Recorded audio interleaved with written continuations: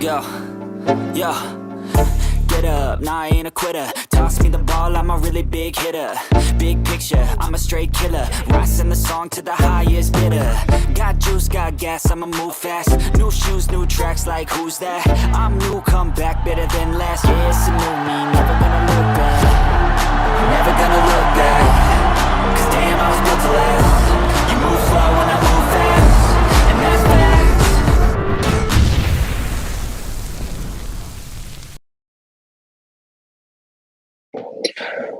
Welcome in Chicago to this edition of the Chicago Sports Podcast on this Taco Tuesday. I'm your host, Michael Totis, alongside me, Brad LaRoe.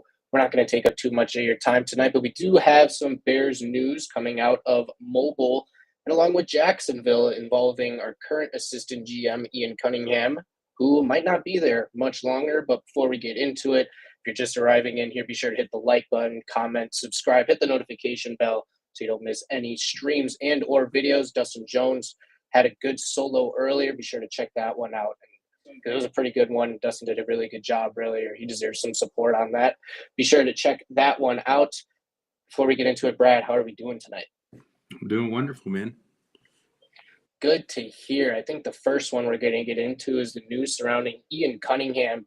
Really sounds like he's on his way out of Chicago. Sounds like maybe should have been out last year. I think it was a little bit surprising he wasn't gone last year, but there's a lot of smoke right now surrounding him potentially becoming the new head GM of the Jacksonville Jaguars. We just hired their new head coach, Liam Cohen, just a couple of days ago, and what was a really unprecedented way to go about hiring a head coach. It was really something that you'd see like the Bears do in terms of hiring a head coach, but either way, they got the guy that they wanted. And they might end up getting their own new GM. Brad, what are your initial thoughts on Ian Cunningham potentially getting out of Chicago? It sucks to see him go, as it was a couple weeks ago, the thought of it. Just because I think he's been kind of a little bit more of a mind piece behind some of the moves that have been successful than a lot of us realize. Definitely than we realized up till the Hard Knocks dropped last year, right? I mean, we've seen him in a lot of situations, kind of calming polls down, really. Getting him to not jump and bite at, the things he thought he needed to, and it played out. So maybe he's just a little bit better at playing chess than our GM, and maybe other teams will see that. Maybe they've seen Hard Knocks and seen that too. But, it's good for us if we get 2 third-round picks. So that helps out. That changes everything with the draft. Yeah, those 2 third-round picks would be nice. It would be one this year, I believe, and then one the following year. They wouldn't stack both this year, both next year. They'd spread them out. But it'd be nice still to have that additional third-round pick in a draft that feels like there's not too much at the top, and it feels like you're going to find a lot of value in these middle rounds in the second, third round, especially on that day 2. I feel like there's going to be a lot of value, a lot of really good starters that are going to come out of that. So having another pick in addition to your 2 seconds can only help build this team where they still need a little bit ways to go. I think they're close. They could obviously use a little bit more talent. Yeah. Yep, I think so too. I think there's a lot of middle ground talent, like you're saying.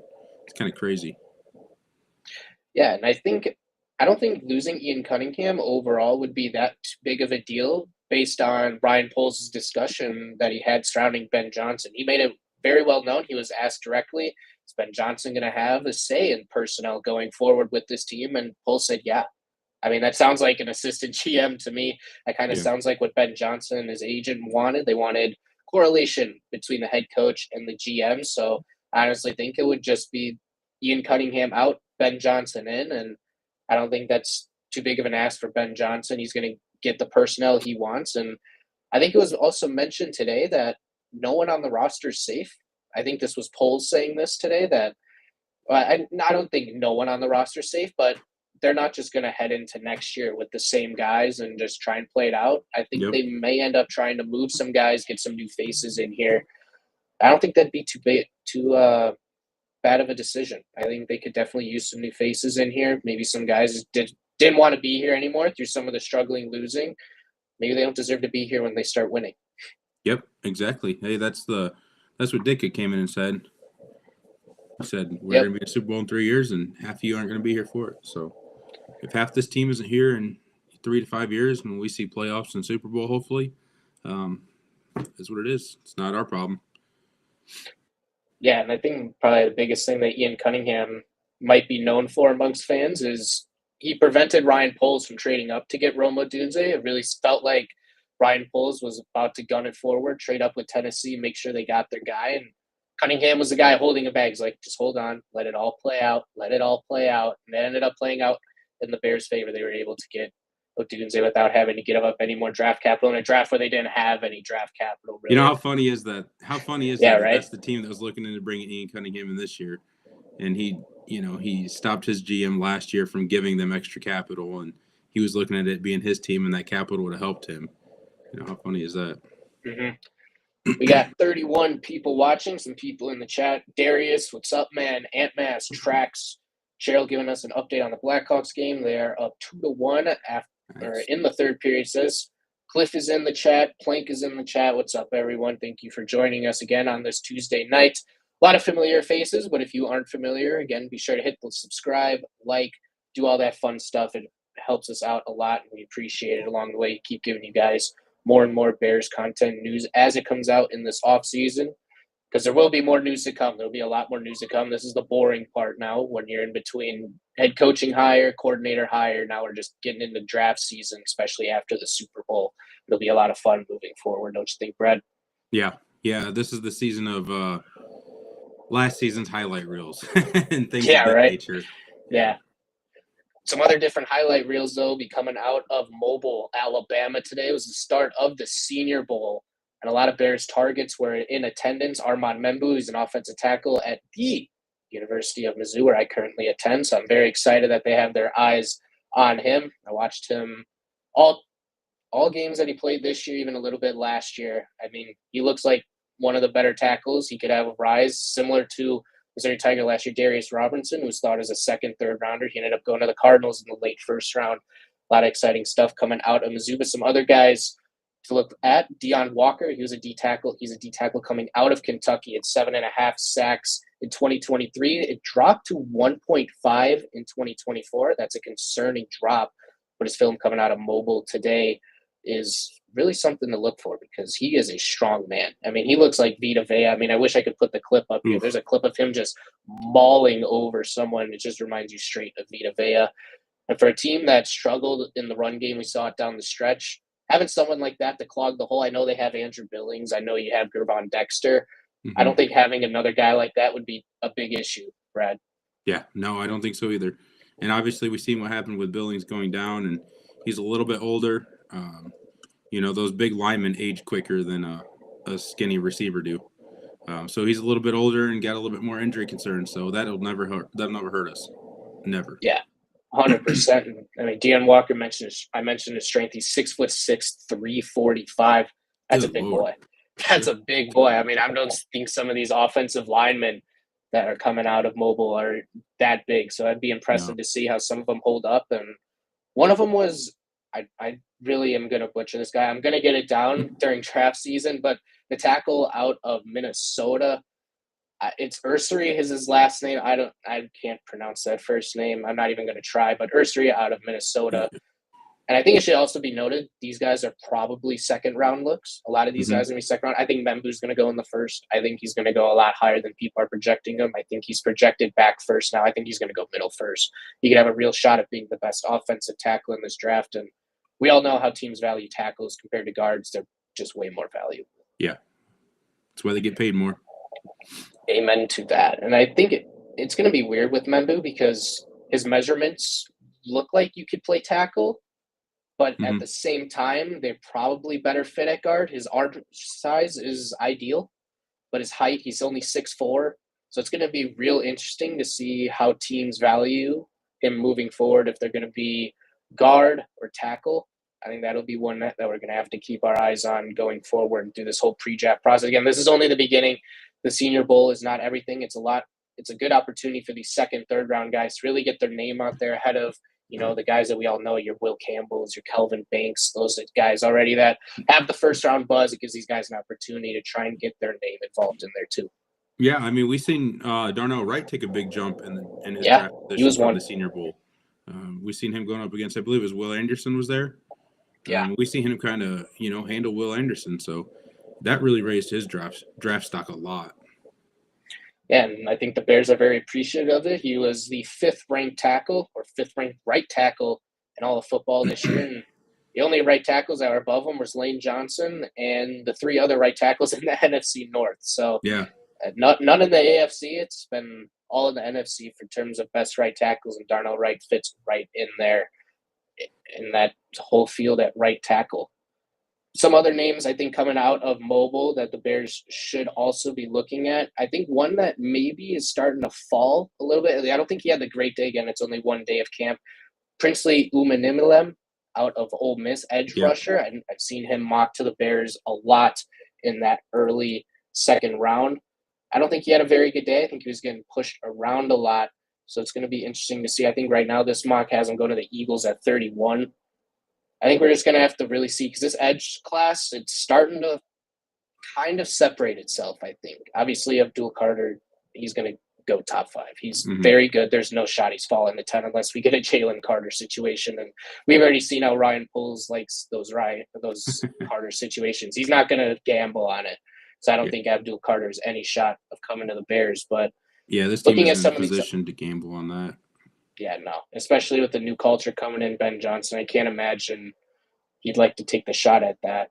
I mean, he was able to handle it, I guess, with JMO a little bit. So maybe something there to go forward. And we all saw his celebration in the divisional round. He's still something else to deal with on the field. Yeah. So I don't think Ben Johnson's exactly allergic to it, but is it something you probably want to stay away from?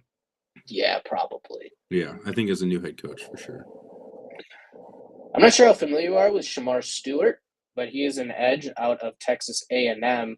He was supposed to be at the Senior Bowl today, but he had a setback with a bone spur, I believe, in his leg, and he will now not be performing at the Senior Bowl. He will be out 3 to 4 weeks, I believe he said. He'll be ready for testing at Pro Day and Combine and all that. At least he said there. Hopefully that's the timeline he's on. But that's a first-round pick that might end up falling a little bit. And I'm curious what your thoughts are, Brad, on guys falling due to injury. Does it concern you as much, or do you just kind of look at the tape, see that type of player, and assume that that's who they'll be? Yeah, I think that type of player, it's not like he's like a fifth rounder that, might fall out of the draft to an undrafted. He's obviously a super talented, very, very skilled player. The minor injury, I'd call that a minor injury. It's not like he ruptured his Achilles or something. It might be something that nags him over his career, so that's probably something to look at and just kind of factor in. But something small like that isn't going to necessarily impact his performance when he is on the field, I wouldn't think. Yeah, I'm with you. I think it can be a little bit of a gamble. Like, you're not entirely sure how guys are going to recover, but I think that's what medicals are for. Yeah. They go through it all in the pre-draft process. Obviously, there's the whole thing with Caleb and his medical, but most guys will submit your medical right away, and there won't be too much of an issue. And if there is an issue with it, then more than likely you're not going to end up drafting that guy. And one of the guys I think that I'm not sure the Bears might be able to get in the first round, but if his injury is that bad, he might fall into the second, is Siobhan Revel, cornerback out of East Carolina. I mean, this guy was getting top 10 buzz at the beginning of the year. He had a pick 6 very early in the season that tore his ACL, missed the rest of the season. Now he's back in of the first round getting mocked to the Packers, which I hate because he's a really talented he's a really, really talented kid. I mean, he reminds me a little bit of Jalen Johnson, who fell due to his injury his draft year. And we were able to reap the benefits of him falling a little bit more than he probably should. I don't want the Packers to benefit from that sort of situation as well. Yeah, you never like to see the Packers benefit from anything, especially when it's, a good player that just fell for an injury that maybe was a setback for a year, but it probably won't bother him for the rest of his career, hopefully. Yeah, and again, injuries can always be unpredictable, but someone that has also been unpredictable for a better reason for outperforming his expectation is Mike Green. He's an edge out of Marshall. This guy has really come out of nowhere, because you hear the college Marshall and you're just like, what? Why would this guy have any consideration? And so I had the same concerns people have with Ashton Genty. Why would we take a guy that's playing in the Mountain West? We could just take these linemen that played in the SEC. And it's a fair criticism. But Mike Green, I mean, he is tearing it up at the Senior Bowl today. His speed move is just something else to watch. I mean, it kind of reminds me of like a Jerry Hughes from a little while ago, just the way he's able to swim around guys, get to the quarterback. I wouldn't be too surprised if he starts getting buzz. I think 10 might still be a little bit too high for Mike Green, but if you're able to trade back maybe a few spots, maybe you're not in love with the lineman, grab this guy, I wouldn't be too upset with that, Brad. Yeah, there's nobody that I'm in love with to pick at 10. There's not a single player that should fall around the area or that might fall back a little bit that I'm like in love with that I think we have to keep that 10. I think it's very, very fair to say we could trade back to as late as 19, 20, and still pick a very quality player for the positions that we need. And, if some of these guys that are either gaining momentum to bring them up to a high second round or falling back just out of the first round on the line do fall back like that, I think that really opens up an opportunity for us to take a skill position in the first round, which is very, very, very crazy with how criticized we were for last year taking Rome instead of a offensive lineman, blah, blah, blah. But, you don't find a lot of perennial receivers and running backs in late rounds. You can find good ones, but you don't find, kind of generational. Your Puka Nakuas are very far and few between. Yeah, you don't find a lot of Puka Nakuas in the fifth round. No, I'm with you. I think a lot of people are scared, like when they hear the whole Genty. I mean, I even heard Luther Burden. Again, Mizzou faithful, I love Luther Burden a lot. Would I be excited? Absolutely. Would I also think it's the wrong pick? Yeah, probably. And once I settle down, I'd probably be like, we probably didn't need that. Even if he's the speed guy that maybe fills the JMO role, you could say, in a Ben Johnson offense. I'd love it right when it happens, but is it the smart pick?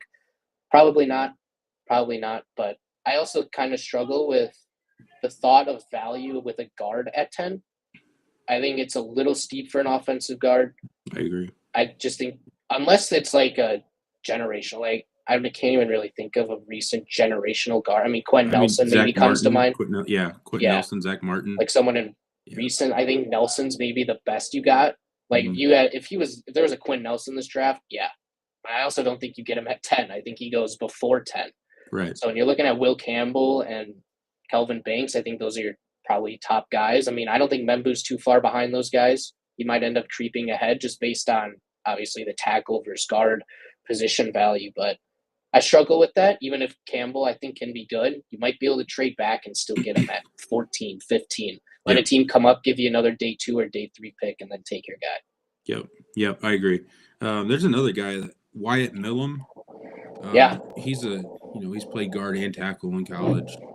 And, I mean, he's ranked 4th in run blocking and 3rd in pass blocking for his primary position.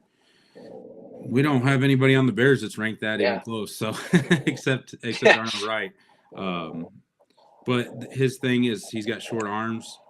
They said the same thing about A.Q. Shipley, and he's probably going to be a Hall of Famer. So if that's something that has him fall back to us, I hope that the Bears can, situationally say, well, that may not be as big of an issue as it's made out to be by the national media and pundits and stuff.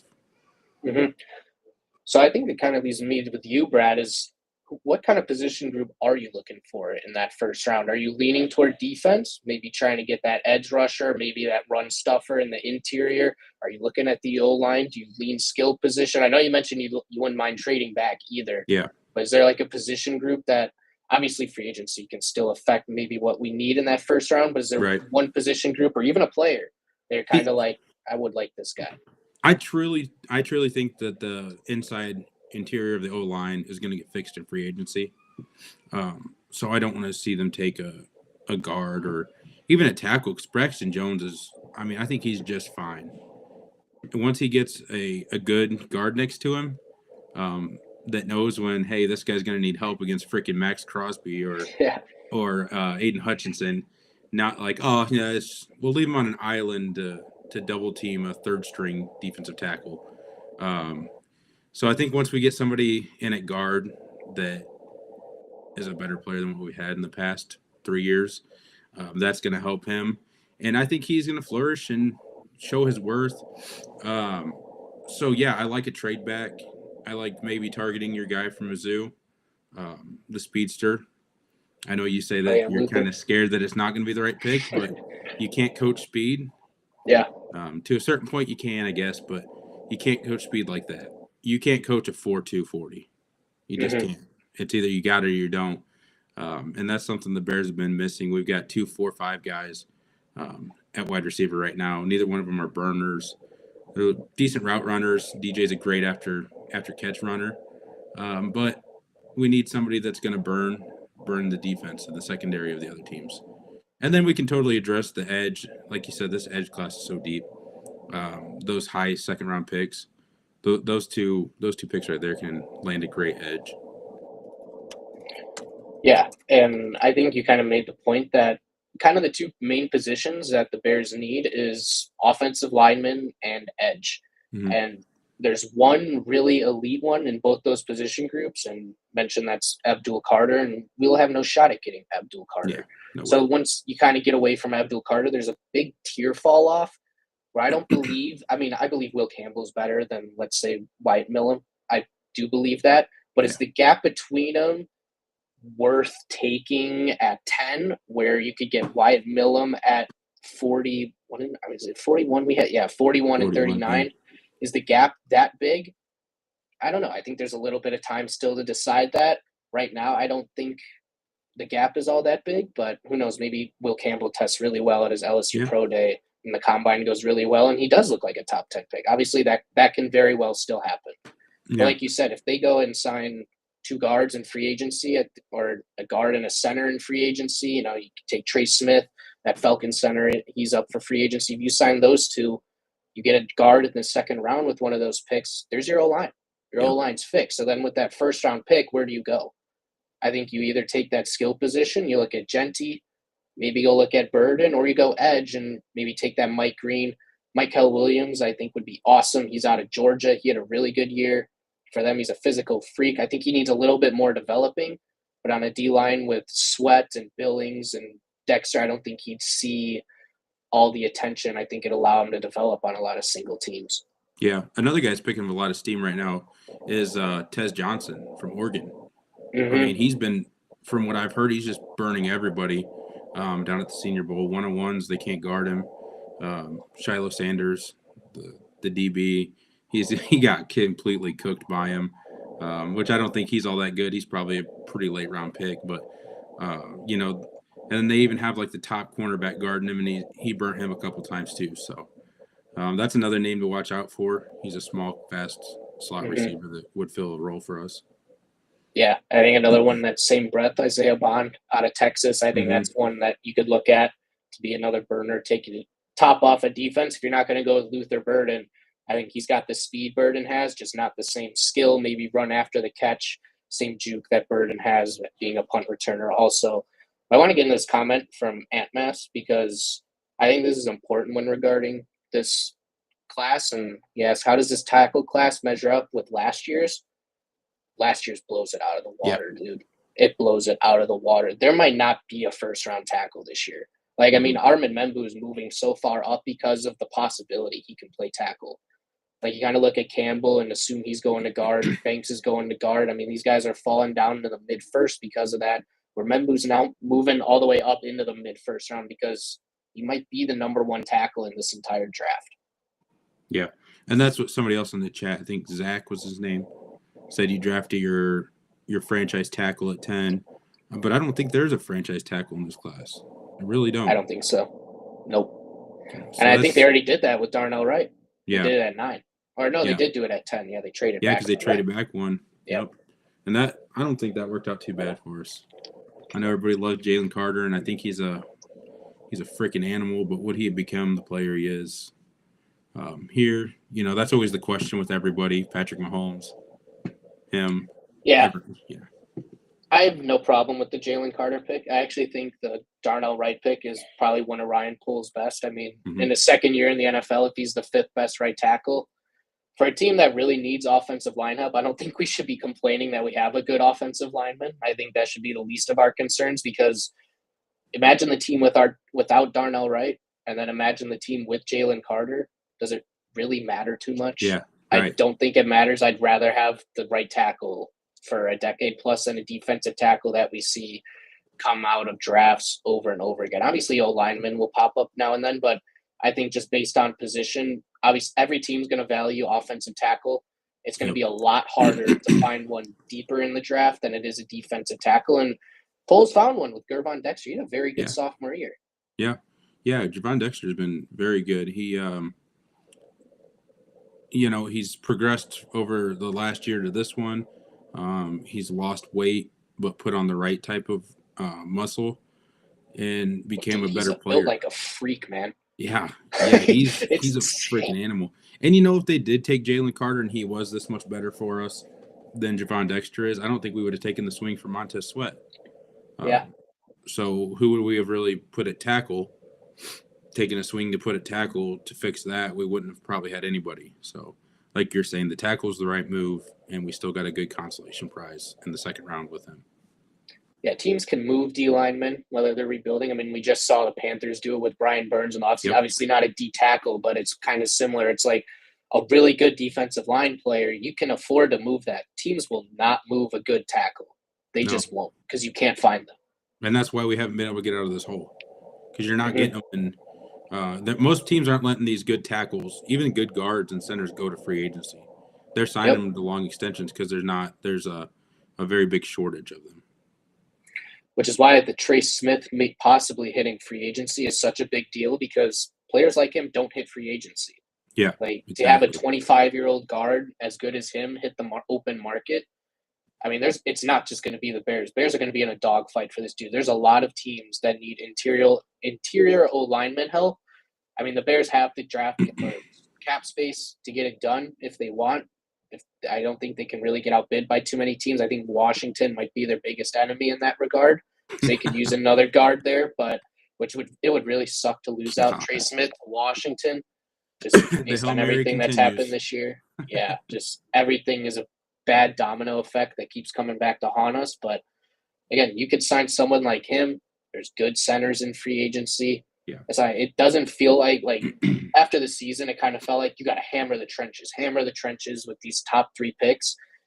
With the free agency class and what a team does, that'll determine what they do in the draft. You don't determine what you do in the draft before free agency. Yeah, exactly. And Cliff brings up a good point. Trey Smith only reaches free agency if Kansas City can't afford him. It kind of sucks you can't talk to him before he's signed an extension with his current team, but that's the kind of guy that I think you just say we've got a blank check with your name on it.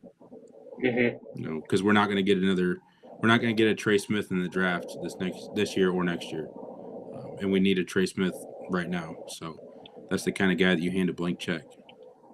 Yep, I agree 100%. Obviously, the whole KC paying him situation, I think the whole rumor is just based on people have heard they're not going to be able to pay him, even with the franchise tag. I think they believe that's a little bit too steep to put on a guard. Even someone as good as Trey Smith, they could probably use that money somewhere else. Let him hit the open market. And KC is a team that is able to still win without big holes. I mean, they trade away Tyreek Hill, and now they're in their 3rd straight Super Bowl. So if Tyreek Hill didn't matter too much, I don't think an offensive guard will matter too much at all for them. Right. That's an interesting name that you just brought up there, Tyreek. Sounds like he wants out of Miami. So maybe that's a guy that you look in a trade. I think he's still under contract, but I think you look at a trade for him. I mean, we traded a 4th for Keenan Allen last year. Yeah, for a 1-year rental. So why not look at it?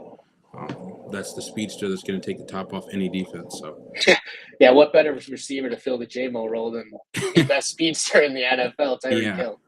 Yeah, so maybe they look at that, maybe they don't, but he probably doesn't want to play in cold weather anyways. I mean, he was fine in KC in the cold weather. I mean, obviously being in Miami for a couple of years, maybe he doesn't want to go back to that anymore. But yeah, I wouldn't. At least we wouldn't have the concern of him never playing in the cold before and how he'd adapt to that. Yeah. That would be an interesting maybe one to talk about. I'm not entirely sure how it'd get handled, because Tyreek Hill hasn't exactly handled that situation with a lot of professionalism, and we all know that's something Ryan Poles values deeply about players on his team, how professional they are. So I'm not sure exactly if he'd fit. but it's hard to deny the talent that he possesses still, because may have had a down year, but a lot of that was due to his own injury and Tua having scrambled brains for half the year. So not all of it's on Tyreek. Yeah. So it wasn't a lot of Tyreek's fault. I completely can understand his frustration too. Like you said, half the year you don't have your starting quarterback, and you got to, the bagger from Walmart comes in and throws you footballs. Yeah. No, those Miami backup QBs were pretty awful, but I might just end up doing it for us. Just didn't want to take up too much of your guys' Tuesday night. Just give a small update on some prospects that Bears are looking at down in Mobile, Alabama. Senior Bowl will keep going for a little while. This was just the first day. There'll be plenty of updates to come. I'd recommend checking it out here on the Chicago Sports Podcast. We'll be dropping stuff in our Facebook group, even here on the YouTube channel, videos, live shows every night, videos every afternoon. Be sure to check those out for more Bears news as it comes out. If you haven't hit the like, comment, subscribe button, appreciate everyone coming out. It's Dennis, James, Cliff, Antmass, Plank, Trappa Kappa. Trying to go through the chat here real quick, trying not to miss anyone. Osmonic74, appreciate everyone coming out. DT Honey Bear, appreciate everyone dropping comments, interacting with us. Makes our day a lot better. Dustin, how's it going? Zach, everyone else, if I missed anyone, I'm sorry, but appreciate everyone coming out. Brad, you got anything else to say before we get out of here? I ain't got much. We are taking the Senior Bowl serious, though. We've got 15 scouts there. So, Senior Bowl. Everybody Bowls, know that they're taking it serious. Yep, and Ryan Poles has drafted a lot of guys that have attended the Senior Bowl. Have all of them worked out? No, but it's something that the Bears value deeply, and maybe they're just learning from their process. Yep. And then try and move forward and pick the right guys this time around. But that'll do it for us on Taco Tuesday. Hope you guys have a good night. Bear down, everybody. Bear down, guys.